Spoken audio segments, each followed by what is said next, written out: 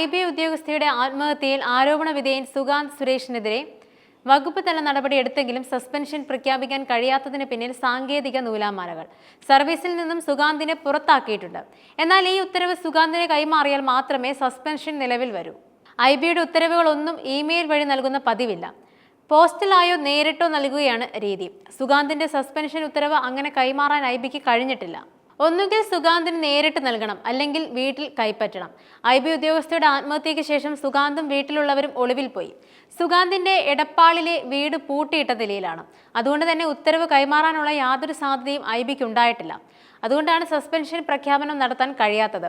ഇനി ഒരിക്കലും സുഗാന്ത് IBയിൽ ജോലി ചെയ്യില്ലെന്നാണ് കേന്ദ്ര ആഭ്യന്തര വകുപ്പിൽ നിന്ന് ലഭിക്കുന്ന സൂചനകൾ. അതേസമയം സുഗാന്ത് സുരേഷ് ഇപ്പോഴും ഒളിവിലാണെന്നാണ് പ്രതിയെക്കുറിച്ച് വിവരങ്ങളില്ലെന്നുമാണ് പോലീസ് വ്യക്തമാക്കുന്നത്.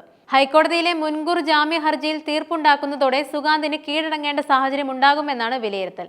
സുഗാന്തിന്റെ സ്വഭാവത്തിൽ IBയിലെ പലർക്കും സംശയമുണ്ടായിരുന്നു. IB ഉദ്യോഗസ്ഥയുടെ ആത്മഹത്യയോടെ ഇത് തെളിഞ്ഞു. എന്നാൽ ആത്മഹത്യാ ദിവസം നെടുമ്പാശ്ശേരി വിമാനത്താവളത്തിൽ ഡ്യൂട്ടിയിലായിരുന്ന സുഗാന്ത് കരച്ചിൽ നടിച്ചു. ഇത് കണ്ട് അവിടെയുണ്ടായിരുന്ന കേന്ദ്രസേനയിലെ ചില ഉദ്യോഗസ്ഥർ തെറ്റിദ്ധരിക്കുകയും ഉണ്ടായി. അവർ വേദനയിൽ പുളയുകയാണ് സുഗാന്ത് എന്ന് കരുതി അയാളെ വീട്ടിൽ കൊണ്ടുചെന്നാക്കി.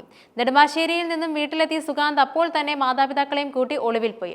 ഒന്നിലധികം IB ഉദ്യോഗസ്ഥന്മാരെ സാമ്പത്തിക ചൂഷണത്തിന് സുഗാന്ത് വിധേയമാക്കിയിട്ടുമുണ്ട്. ഇവരിൽ പലരും അനൌദ്യോഗികമായി പരാതികൾ IBയെ അറിയിച്ചിട്ടുണ്ട്. IB ഉദ്യോഗസ്ഥയുടെ ആത്മഹത്യയിൽ ഗുരുതര വകുപ്പുകൾ ചുമത്തി പ്രതി ചേർത്തതോടെയാണ് സുഗാന്തിനെതിരെ വകുപ്പ് തല നടപടികൾ IB വേഗത്തിലാക്കിയത്. ഉദ്യോഗസ്ഥനെ സർവീസിൽ നിന്നും നീക്കാനും തീരുമാനിച്ചു. പ്രൊബേഷൻ സമയമായതിനാൽ നിയമ തടസ്സങ്ങൾ ഇല്ലെന്ന് IB വിലയിരുത്തുകയും ചെയ്തു. സുഗാന്ത് ജോലി ചെയ്തിരുന്ന കൊച്ചി വിമാനത്താവളത്തിന്റെ ചുമതലയുള്ള കൃഷ്ണരാജ് IPS ആരോപണങ്ങൾ സംബന്ധിച്ച് അന്വേഷണം നടത്തി. അതും എല്ലാ അർത്ഥത്തിലും സുഗാന്തിന് എതിരായിരുന്നു.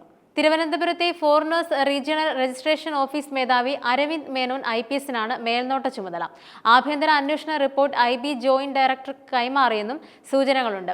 ഇതിന്റെ അടിസ്ഥാനത്തിൽ തയ്യാറാക്കിയ പുറത്താക്കൽ ഉത്തരവ് സുഗാന്ത് കൈപ്പറ്റാത്തതാണ് IB തീരുമാനം പ്രഖ്യാപനത്തിലേക്ക് എത്താനുള്ള സാങ്കേതിക തടസ്സം.